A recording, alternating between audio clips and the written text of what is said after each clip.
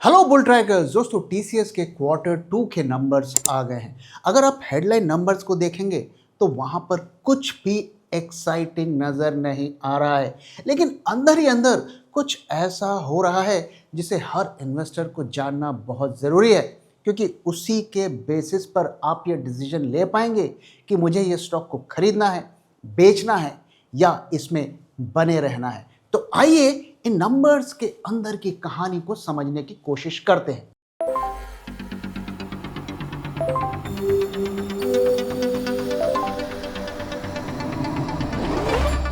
जब मार्केट की हो बात, बेटर आस्क बुल ट्रैक।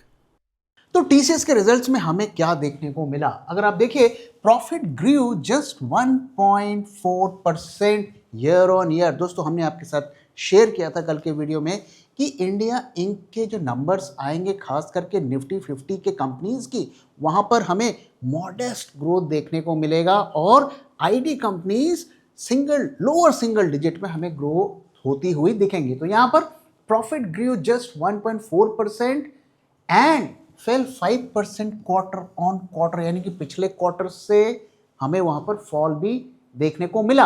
अब it looks unimpressive at the first glance. अगर आप ये नंबर देखेंगे तो बोलेंगे इसमें क्या है, इसमें क्या एक्साइटिंग है जिसे हम और डिटेल्स में समझें, और मैं आपको बताऊंगा कि क्या इसमें एक्साइटिंग है। Revenue up 2.4% and 3.7% quarter on quarter. तो पिछले साल के सेम क्वार्टर से 2.4% अप है और पिछले क्वार्टर से 3.7% अप है।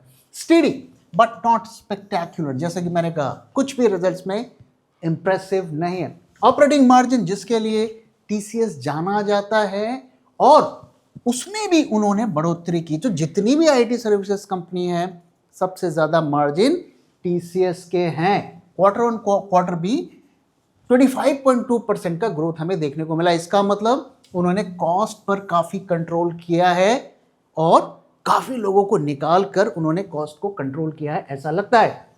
On paper, it's an average quarter, but beneath the surface, a transformation is starting. दोस्तों, हम जानते हैं कि सभी आईटी कंपनीज स्ट्रगल कर रही हैं, चाहे इन्फोसिस हो, एचसीएल हो, और सबको एआई पर शिफ्ट होना है। और जब तक उनके जो ट्रेडिशनल बिजनेस मॉडल है उसे वो नहीं बदलेंगे, इन कंपनीज की तकदीर नहीं बदलने वाली है। तो क्या टीसीएस में वो ट्रांसफॉर्मेशन शुरू हो गया है? आइए इसको और डिटेल में समझते हैं। तो अगर इन रिजल्ट्स में हम देखें क्या इंपैक्ट किया है, उसको समझने की कोशिश करें, तो ग्लोबल डिमांड रिमेन वीक। तो जब वर्ल्ड की इकोनॉमी में ग्रोथ नहीं देखने को मिलेगा तो इन कंपनीज को प्रोजेक्ट्स कैसे मिलेगा? नॉर्थ अमेरिका, जहां से इनको सबसे ज्यादा बिजनेस मिलता है, and Europe contracted, while middle east में ग्रोथ देखने को मिली है, और इंडिया में भी ग्रोथ हमें देखने को मिली है। लेकिन ये इतना मैटर नहीं करता, क्योंकि जो असली पैसा आता है वो अमेरिका से ही आता है और उसके बाद यूरोप से आता है। बीएफएसआई, यानी कि banking, financial services and insurance, ये जो सबसे ज़्यादा चंक का बिजनेस टीसीएस और सारी आईटी सर्विस कंपनी को मिलता है, और लाइफ साइंसेज, उसमें हमें अर्ली रिकवरी के साइंस देखने को मिल रहे हैं with new deal wins across verticals. तो ये दोनों सेक्टर इन कंपनीज के लिए काफ़ी ज़्यादा इंपॉर्टेंट है। यहाँ पर कुछ ऐसा लग रहा है कि हल्के हल्के रिवाइवल के चांसेस दिख रहे हैं। Despite macro pressure, inflation, US visa hikes and geopolitical issues, TCS still manage to beat the revenue estimates. ये बहुत ही मॉडेस्ट नंबर्स हैं, लेकिन जिस तरीके के चैलेंजिंग एनवायरनमेंट में ये कंपनीज परफॉर्म कर रही हैं और जो एनालिस्ट के एक्सपेक्टेशन है उसको टीसीएस ने बीट किया है, तो उस पर्सपेक्टिव से देखेंगे तो नंबर्स आपको पॉजिटिव लगेंगे। In short, the world slow down but TCS didn't stop moving. तो पूरी दुनिया में प्रॉब्लम्स, ट्रबल्स, वॉर्स, रिसेशन की खबरें आ रही हैं, उसके बावजूद भी कंपनी साइलेंटली काम कर रही है और आगे उसके रिजल्ट्स हमें देखने को मिलेंगे, ऐसा लगता है। बुल ट्रैक में हमारी ये कोशिश रहती है कि जो भी हमसे जुड़ें उन्हें हम सही रास्ता दिखा सकें, और इसका प्रूफ है हमारे पोर्टफोलियोज। ये है 2021 का पोर्टफोलियो और इसी ड्यूरेशन में अगर आप निफ्टी का रिटर्न देखेंगे तो वो 40% से कम है। और अगर आप हमारे 2024 पोर्टफोलियो को देखें तो वहां के रिटर्न्स करीब 18% हैं। आप में से कई लोगों ने हमारे पोर्टफोलियो का बेनिफिट उठाया है, लेकिन आप में से कई सारे लोग ऐसे भी हैं जो ये सीखना चाहते हैं कि कैसे हम इसी तरीके के हाई परफॉर्मिंग पोर्टफोलियोज को खुद से डिजाइन कर सकते हैं और कैसे हम मल्टीबैगर स्टॉक्स को खुद से आइडेंटिफाई कर सकते हैं। और इसीलिए हम लेके आ रहे हैं invest for alpha 2.0, this time bigger better boulder, जहां आप सीखेंगे कैसे मल्टीबैगर स्टॉक्स ढूंढें, कैसे निकालें स्टॉक्स की रियल वैल्यूएशंस और क्या वो की मिस्टेक्स हैं जिसे करके इन्वेस्टर्स अपने लाखों रुपए डुबाते हैं। नवंबर 8 एंड 9 2025 सुबह 10 बजे से लेके शाम के 6 बजे तक। तो अभी विजिट करें हमारी वेबसाइट bulltrack.in पे या हमसे कांटेक्ट करें स्क्रीन पर दिए हुए नंबर पे। Register now.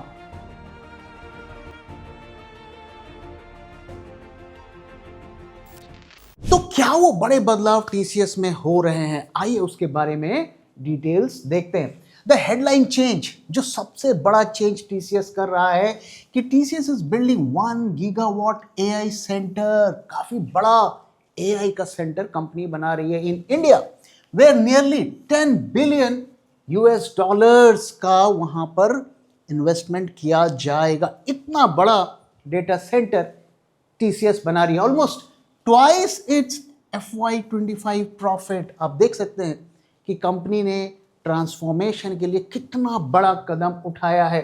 It's partnering with Nvidia and OpenAI to create the country's most powerful AI infrastructure. आप देख रहे हैं कि इसके बारे में ज़्यादातर लोगों को भनक नहीं है, लेकिन TCS अंदर खाने में साइलेंटली इस पर काम कर रही थी और कर रही है। This marks a new era from traditional outsourcing to AI-led digital infrastructure. अभी तक अगर आप देखेंगे तो इन्फोसिस, TCS, विप्रो ये कैसे काम करती थी। इनका सिंपल बॉडी शॉपिंग वाला कॉन्सेप्ट था, पर आवर की बिलिंग पर ये काम करते थे, चाहे उनसे आप कुछ भी काम करवा लो। तो इस मॉडल पर ये सालों साल इन्होंने करोड़ों रुपए कमाए, लेकिन अब ज़माना बदल रहा है। अब लोग हर घंटे के पैसे देने को रेडी नहीं हो रहे हैं, इसीलिए उन्हें इस बिजनेस को ट्रांसफॉर्म करना पड़ रहा है, जिसके सेंटर में है AI। और जो कंपनी AI को फॉलो नहीं करेगी वो मार्केट से आउट हो जाएगी, चाहे किसी भी इंडस्ट्री में हो। आज हम ऐसे दौर में जी रहे हैं। The goal, become the world's largest AI-led tech service firms. दोस्तों ध्यान रहे कि TCS कोई मेटा या OpenAI से compete नहीं कर रही है, वो कोई ChatGPT नहीं बना रही है। उनका प्राइमरी बिजनेस वही होगा IT सर्विसेज, यानी कि किसी भी दूसरी कंपनी को किसी भी तरीके की IT सर्विसेज अगर चाहिए तो TCS वो सर्विस प्रोवाइड करेगी। लेकिन पहले उनके सेंटर में जो होता था ट्रेडिशनल टेक्नोलॉजीज और पीपल होते थे, लेकिन अब उसके सेंटर में AI आएगा। तो TCS का गोल है become the world's largest AI-led tech service firm. अब this is the biggest strategic move. दोस्तों ध्यान रहे, अब तक का सबसे बड़ा TCS का ये मूव है since the early 2000s when TCS went global. तो 2000 के बाद जैसे सभी IT सर्विसेज कंपनीज जो भी उस टाइम की थी, उन्होंने अपने आप को ट्रांसफॉर्म किया। कैसे ट्रांसफॉर्म किया कि उससे पहले मेन फ्रेम और AS400 टेक्नोलॉजीज पर काम करते थे, जो कि जिन्हें हम लेगेसी सिस्टम्स कहते हैं, और वहाँ से कंपनीज ने अपने आप को ट्रांसफॉर्म करके जावा, इंटरनेट और इन कंपनीज, इन टेक्नोलॉजीज की तरफ मूव किया, और तब से वो उसी तरीके से उसी ढर्रे पे काम कर रहे थे। लेकिन उस दौर के बाद ये सबसे बड़ा बदलाव है जो TCS इंप्लीमेंट कर रही है। The old man power model, जिसकी मैं बात कर रहा था कि गाय भैंसों की तरह लोगों को लगाओ, उनके पर घंटे की बिलिंग करो, वो जो ओल्ड मैन पावर मॉडल था, इट्स एंडिंग, ये खत्म हो रहा है। और इसीलिए दोस्तों TCS में आप देखेंगे और बाकी IT सर्विसेज कंपनी में भी देखेंगे कि काफ़ी लोगों को निकलना पड़ेगा, कंपनी को छोड़ना पड़ेगा, या तो वॉलंटरली या उन्हें फोर्सफुली निकाला जाएगा। The new machine intelligence model is starting. दोस्तों आप देख रहे हैं, from man power model to new machine intelligence model, किस तरीके से कंपनी अपने आप को ट्रांसफॉर्म करने का प्लान बना रही है।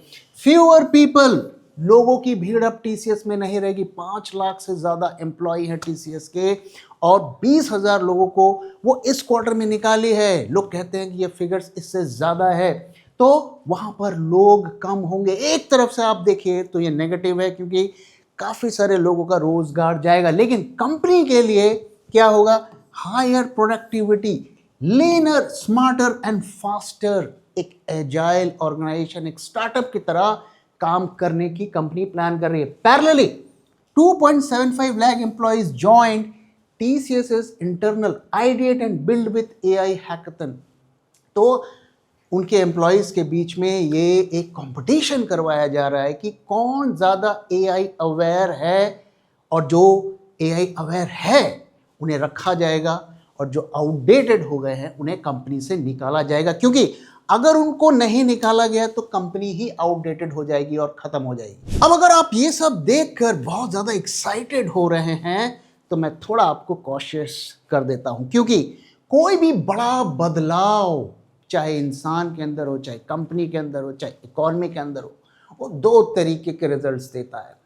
या तो उसे टॉप पर पहुंचा देता है, या उसे बर्बाद कर देता है। तो अभी इसके रिजल्ट्स हमें देखना बाकी है। क्या रिस्क है वहां पर, इसको भी समझ लेते हैं। तो जैसे कि मैंने कहा, कंपनी अपने आप को ट्रांसफॉर्म कर रही है, वो पुराना मॉडल नहीं चलेगा। जो लोग कंपनी में सालों से बैठे हुए हैं, कुछ नया नहीं सीख रहे हैं, वही काम उसी ढर्रे से कर रहे हैं, उन्हें जाना पड़ेगा, और उन्हें जाना निकालना इतना आसान नहीं है। कंपनीज उसके लिए तरह तरीके के पैंतरे अपनाएगी। कुछ को आप लीगल कह सकते हैं, कुछ को आप इलीगल कह सकते हैं, नॉन एथिकल कर सकते हैं, लेकिन ये कंपनी के सर्वाइवल की बात है। या तो कंपनी बचेगी या एम्प्लॉय बचेंगे। तो हेडकाउंट में जैसा कि मैंने कहा कि पिछले 92 डेज में 19,755 लोगों को निकाला गया। The sharpest quarterly drop, 3% of staff उन्होंने निकाल दिया। और मेरी कैलकुलेशंस कहती है ये नंबर्स बढ़ेंगे, ये रुकने वाले नहीं हैं। और टीसीएस का हमारी कंपनी में जिस तरीके का रुतबा है, हमारे इकॉनमी में, उसका बाल भी बांका नहीं होने वाला है। और कंपनी जिस तरीके से चाहे निकालेगी, और इसको लेकर काफ़ी विवाद भी छिड़ गया है। और जो उनकी एसोसिएशन है, उनका कहना है कि टीसीएस इलीगल तरीके से लोगों को निकाल रही है, फोर्सफुली रेजिग्नेशंस ले रही है, और जिनको प्रॉपर तरीके से पैकेज देकर निकाला गया है उस पर भी कंपनी का कहना है कि उन्होंने 2000 करोड़ रुपए खर्च किए गए हैं, क्योंकि कंपनी उसे एज एन इन्वेस्टमेंट देख रही है। Reports hint eight forced resignation, but management calls it skill restructuring for the AI era. दोस्तों ऐसी कई सारे वीडियोस आपको सोशल मीडिया में देखने को मिलेंगे, जहां पर एम्प्लॉयज़, पुराने एम्प्लॉयज़ अपना दर्द बयां कर रहे हैं कि किस तरीके से फोर्सफुल टर्मिनेशंस किए गए। Investors are intrigued but careful. जैसा कि मैंने कहा दोस्तों कि ये बदलाव एक दिन में नहीं आएगा, एक महीने में नहीं आएगा। It could take 7 to 8 quarters, 1.5 से 2 साल लग सकते हैं इन चेंजेस को इंप्लीमेंट करने के लिए। So this is a long term bet, not a short term trigger. तो ये सब खबर पढ़ के अगर आप सोच रहे हैं कि कल से शेयर प्राइस ऊपर जाने लगेगा, मैं प्रॉफिटेबल हो जाऊंगा, दोस्तों इसके रिजल्ट्स आने में सालों साल टाइम लगेंगे। और रिस्क इसमें अभी भी बना हुआ है। क्यों बना हुआ है? क्योंकि बाकी कंपनियां हाथ पर हाथ धरे नहीं बैठी हुई हैं, वो भी अपने एंड पर कुछ ना कुछ कर रहे हैं। तो क्या टीसीएस उनको बीट कर पाएगा? साथ ही जो पहले के ज़माने का जो पाई था, जो बिजनेस पाई था, वो बहुत बड़ा था। सब में वो कद्दू बंटता था और सब मालामाल होते थे। लेकिन अब वो कद्दू इतना बड़ा नहीं रह गया है, तो कंपटीशन बहुत ज़्यादा हो जाएगा।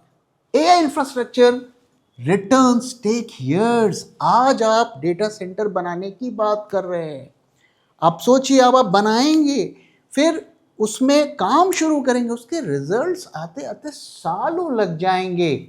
Near term profits stay muted. तो दोस्तों आप देखिए, इतना इन्वेस्टमेंट वो करेंगे तो अगले कुछ क्वार्टर्स तक उनके प्रॉफिट्स, रेवेन्यूज, नंबर खराब हो सकते हैं।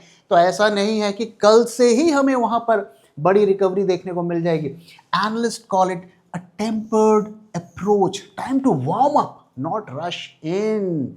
ये सबसे बड़ी खास बात है। जैसे कि मैंने कहा कि ये बदलाव एक दिन में या एक महीने में नहीं होने वाला है। Still TCS's balance sheet is rock solid and its 10 billion deal pipeline offers stability। दोस्तों अगर कोई ऐसी कंपनी होती जो इस तरीके के बदलाव वेंचर कैपिटलिस्ट का फंड लेकर कर रही होती या मार्केट से कर्जा लेकर कर रही होती तो शायद मैं उसे पूरी तरीके से खारिज कर देता। लेकिन इस कंपनी के पास कैश है, इसकी बैलेंस शीट अच्छी है, तो ये एक कैलकुलेटेड रिस्क ले सकती है। More details required regarding the strategy and the timeline and new investment। तो कंपनी अभी बहुत ज़्यादा डिटेल्स शेयर नहीं कर रही है, नहीं बता रही है कि ये सब वो कब तक इम्प्लीमेंट करेंगे और किस तरीके से करेंगे। तो क्या ये एक आई वॉश है? क्या इन्वेस्टर्स को सिर्फ ललचाने की बात हो रही है? ये अभी हमें देखना है, क्योंकि जब तक हमारे पास कंपनी के प्लान्स और ज़्यादा डिटेल्स नहीं आएंगे तब तक हमें बड़े डिसीजंस लेने से बचना चाहिए। तो आइए दोस्तों अब बात करते हैं कि स्टॉक में हमें करना क्या चाहिए। दोस्तों अगर आप हमारे पुराने सब्सक्राइबर हैं, हमें लंबे टाइम से फॉलो कर रहे हैं, तो आप जानते हैं कि स्टॉक पर हमेशा हम बुलिश रहे हैं। और इस स्टॉक को पहली बार हमने आपके साथ कब शेयर किया था? 2020 कोविड क्रैश के टाइम शेयर किया था। और ये एकमात्र हमारा ऐसा शेयर था जिस पे हमारी सबसे पहले बाई की रेटिंग आई थी और हम 1800 के लेवल से इस स्टॉक को सजेस्ट कर रहे हैं। तो हमारा जो एंट्री प्राइस था वो काफ़ी नीचे का था। अब प्राइस 4000 से ऊपर जाकर अब 3000 के आसपास, 3000 के आसपास इस वक्त स्टॉक ट्रेड हो रहा है। तो ऐसे में हमें करना क्या चाहिए? देखिए, जैसे कि मैंने कहा कि कंपनी का पुराना बिजनेस करने का तरीका आउटडेटेड हो गया है। अब नए तरीके से कंपनी को काम करना है और कंपनी कोशिश कर रही है। उसके रिजल्ट्स आएंगे नहीं आएंगे इस पर बहुत बड़ा क्वेश्चन मार्क है। कब आएंगे इस पर भी बहुत बड़ा क्वेश्चन मार्क है। तो अगर हम इसकी वैल्यूएशंस की स्टडी करें कंसिडरिंग द करंट सिचुएशन तो क्या निकल कर आती है? तो ये आप देख सकते हैं, ये हमारा वैल्यूएशन का टूल है जो इन्वेस्ट फॉर अल्फा प्रोग्राम के मेंबर्स को अवेलेबल होगा। तो हमारी जो वैल्यूएशंस हैं वो अगर आप देखिए तो 2953 से 3200 के बीच में है, यानी कि 2953 से 3200। अब जो कंजर्वेटिव इन्वेस्टर्स होते हैं उनको हमारी सलाह होती है कि इस वैल्यू जोन से कम 10% नीचे हमें एंटर करना है। अब अगर आपने इस लेवल पर या ऊपर के लेवल पर लिया है तो अब आपके पास ज़्यादा कुछ करने को नहीं है, आप नीचे के लेवल पर थोड़ा एवरेजिंग कर सकते हैं। तो अगर फ्रेश एंट्री करना है तो लेवल आप देख सकते हैं कि इससे 10% यानी कि करीब करीब मैं कहूँगा 2500 का लेवल सही रहेगा फ्रेश एंट्री के लिए या एवरेजिंग करने के लिए। लेकिन दोस्तों ध्यान में रहे कि कंपनी एक बड़े रिस्ट्रक्चरिंग के दौर से गुजर रही है। इसका आगे क्या रिजल्ट आएगा, कब रिजल्ट आएगा, इस पर हमेशा एक क्वेश्चन मार्क बना रहेगा जब तक कंपनी अपने प्लान्स डिटेल्स शेयर नहीं करती। अब आइए दोस्तों मार्केट की बात कर लेते हैं कि मार्केट शॉर्ट टर्म में किधर जा रहे हैं। तो आज का अगर हम डेटा देखें वहाँ हमें क्या देखने को मिलता है। तो आज 10 अक्टूबर है और हम कंसिस्टेंटली 25,000 के ऊपर सर्वाइव कर रहे हैं। आज मार्केट्स में अच्छी खासी हमें तेजी देखने को मिली 103.55 और हम अभी 25,285 के लेवल के आसपास हैं। अगर हम देखें तो मार्केट की जो वोलेटिलिटी में कोई खास बदलाव नहीं देखने को मिल रहा है। यहाँ पर सिचुएशन देखें तो वही है जो आज से एक हफ्ते पहले थी। साथ में विक्स को भी अगर आप देखें तो सिमिलर सिचुएशन देखने को मिल रही है। अब जो सबसे पॉजिटिव चीज़ है डेटा में वो क्या है? Put call ratio. तो हमने देखा कि किस तरीके से 1.33 तक पुट कॉल रेशियो हमें देखने को मिला और फिर हमें ड्रॉप देखने को मिला और आज फिर हम 1.33 तक पहुंच गए। ये क्या इंडिकेट कर रहा है? दोस्तों मैंने आपके साथ शेयर किया था कि पिछले 2 दिनों में लेट कमर्स आए हैं। हमने रैली को एकदम बॉटम में पकड़ा था और हमने रैली को 2 दिन पहले एग्जिट कर दिया था और उस रैली को इस्तेमाल करके ऐसा लगता है कि लेट कमर्स मार्केट में आए हैं। और एक और इसकी पॉसिबिलिटी ये है कि इन आईपीओज को सक्सेसफुल करने के लिए कुछ सेलेक्ट स्टॉक्स में बाइंग हुई है ऐसा लगता है। ऐसा मैं क्यों कह रहा हूं वो मैं आगे आपको दिखाऊंगा। अगर आप ओआई एडिशंस की बात करें तो आप देखिए कल 100 पॉइंट से ज्यादा मार्केट ऊपर रहा, कोई खास ओआई एडिशन नहीं हुआ, सिर्फ 2000 कॉन्ट्रैक्ट।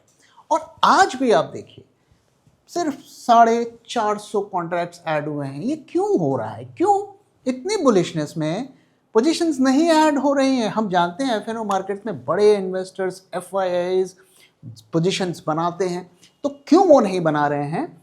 इसलिए मैं कह रहा हूं कि ये ट्रेंड क्वेश्चनेबल है। अब नेक्स्ट मंथ में भी अगर आप जाएंगे कोई खास पोजीशंस ऐड नहीं हो रही है। और अगर प्रीमियम्स में देखें वहां हमें क्या देखने को मिलता है, तो प्रीमियम्स में आज बढ़त देखने को मिली है, नेक्स्ट मंथ में भी बढ़त देखने को मिली है। तो जो भी छोटी मोटी पोजीशंस हुई हैं उसमें प्रीमियम में राइज देखने को मिला है। This could be a sign of short covering also. और साथ ही एनएसई टर्नओवर को देखें तो मैं कहूँगा कि एवरेज से थोड़ा नीचे है और एडवांस डिक्लाइन भी काफ़ी ठीक ठाक है। और अगर एफआईआई की इंडेक्स शॉर्ट्स की पोजीशन देखें तो आप देख सकते हैं कि थोड़ा बहुत डिप हुआ है, बहुत ज़्यादा नहीं हुआ है। तो जैसा कि मैंने कहा आज का दिन भी ये इंडिकेट कर रहा है कि लेट कमर्स मार्केट में आए हैं, रिटेल वाले भी आए हैं, क्योंकि इंस्टीट्यूशंस अगर आते तो यहाँ पर हमें ओआई बढ़ता हुआ ज़्यादा दिखता। तो ऐसा लग रहा है कि लेट कमर्स रिटेल इन्वेस्टर्स थोड़ा आज मार्केट में घुसे हैं। तो दोस्तों अगर आपने हमारे कल के वीडियो को देखा तो वहाँ पर हमने दिखाया था कि क्यों ये ट्रेंड वीक है, और हमने आपको पुट कॉल रेशियो भी दिखाया था और निफ्टी के जो प्रीमियम्स हैं उसका भी चार्ट दिखाया था कि किस तरीके से निफ्टी तो बढ़ रहा है लेकिन प्रीमियम्स नहीं बढ़ रहे हैं। आज मैं आपको एक और इंटरेस्टिंग चीज़ दिखाने जा रहा हूँ। अगर आप यहाँ पर चार्ट्स को देखें तो पुट कॉल रेशियो में एक इंटरेस्टिंग हमारी ऑब्जर्वेशन है। तो वो इंटरेस्टिंग ऑब्जर्वेशन क्या है? तो दोस्तों हम आपको लगातार कहते हैं कि निफ्टी का पुट कॉल रेशियो 0.63 से 1.35 इसके बीच में पुट कॉल रेशियो घूमता है। यानी कि जब यहाँ पहुँचता है तो मार्केट एक तरीके से पीक आउट हो जाता है और जब यहाँ पहुँचता है तो मार्केट बॉटम आउट हो जाता है। पिछले अगर हम 6 महीने में देखें तो 1.3 से ऊपर 3 बार पुट कॉल रेशियो गया है। एक बार 26 जून को गया, उसके बाद 16 सितंबर को गया और 6 अक्टूबर को भी गया और आज के दिन भी गया। आप देख सकते हैं कि जब भी ये 1.3 से ऊपर जाता है हमें बिग ग्रीन कैंडल्स दिखती हैं और अक्सर वो ऐसा होता है कि मार्केट कई दिन ऊपर जाने के बाद वो कैंडल बनता है। अब आप इसमें देखें तो इसमें हमें देखने को क्या मिलता है, इसके बाद भी 1-2 दिन तेजी रहती है, यहाँ पर भी देखें 1-2 दिन तेजी रहती है, यहाँ पर भी देखें 1-2 दिन तेजी रहती है, लेकिन उसके बाद क्या होता है ये वो इंटरेस्टिंग। अगर आप देखिए इसके बाद हमें एक लंबा डाउनफॉल देखने को मिलता है, इसके बाद एक लंबा डाउनफॉल देखने को मिला। अब क्या इस बार भी हमें एक लंबा डाउनफॉल देखने को मिलेगा? ये तो आगे ही पता चलेगा, लेकिन कई इंडिकेटर्स और डेटा पॉइंट्स हमें इस तरफ इशारा कर रहे हैं कि ये ट्रेंड अब मैच्योर हो गया है और इसमें अब ज़्यादा स्टीम नहीं बचा है। इसीलिए हमने टाइमली मैनर पे एग्जिट किया, क्योंकि क्या मौका मिले ना मिले इसलिए हमने टाइमली मैनर पे एग्जिट किया। अब ये आईपीओ की तेज़ी की वजह से ऐसा लगता है कि मार्केट्स को हाई लेवल पर सस्टेन किया गया और हो सकता है मैनेज भी किया गया, इसलिए हमने पोजीशंस को कट कर दिया, अपने लॉन्ग्स को एग्जिट कर दिया। और इस वक्त हमारा व्यू क्या है? हमें अपने लेवल्स का वेट करना है, तब तक हम फ्रेश ना शॉर्ट्स बनाएंगे ना लॉन्ग बनेंगे। इसलिए अभी हमारा मोड है वेट एंड वॉच, और जब हमारे लेवल्स आएंगे और इंडिकेटर्स बेरिश होंगे तब हम मार्केट को शॉर्ट करेंगे। तो दोस्तों इसी के साथ इस वीडियो को मैं यहाँ पे खत्म कर रहा हूँ। वीडियो कैसा लगा जरूर बताइएगा और अपना फीडबैक भी शेयर करना मत भूलिएगा। Thank you very much for watching and thank you for your time.